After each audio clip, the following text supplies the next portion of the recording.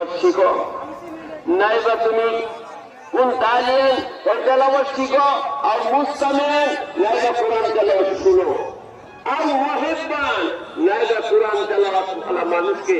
রাস্তায় ঘাটে তুমি সম্মান দাও, ইজ্জত দাও। এই তিনটা গুণের একটা গুণও যদি আপনার কাছে কিয়ামতের দিনে হয়তো আপনার নাজাতের জড়িয়ে হয়ে যায়। মক্তবগুলো পায়ে ধরে বললাম, মক্তবগুলোর খবর নেন, স্কুল কলেজে পড়ান, ছেলেকে ম্যাজিস্ট্রেট বানান, ডিসি বানান, মসুল বানান, দরকার আছে জাতির সভা হবো, দেশের সভা হবো, নামের জন্য না, সেবার নিয়ে মেডিকেলে পড়ান,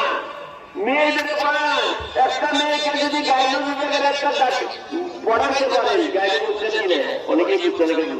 মেয়েদের চিকিৎসা যারা একটা মেয়েকে আজকে আমার বলেন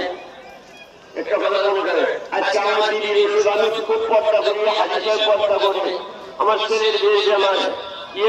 মেয়ে দিদি যে আমার পেটে কিভাবে প্রবলেম হয়েছে, গর্বের কিভাবে প্রবলেম হয়েছে, কই নিয়ে যাওয়া কথা কন মঙ্গল দিবেন না নাই বা এখানে গাইলেন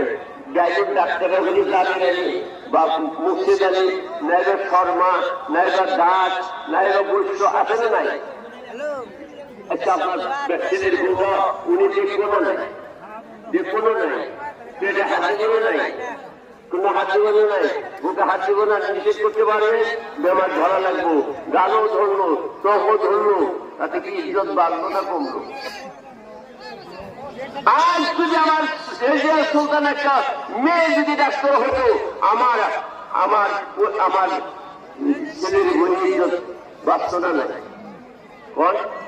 ছেলের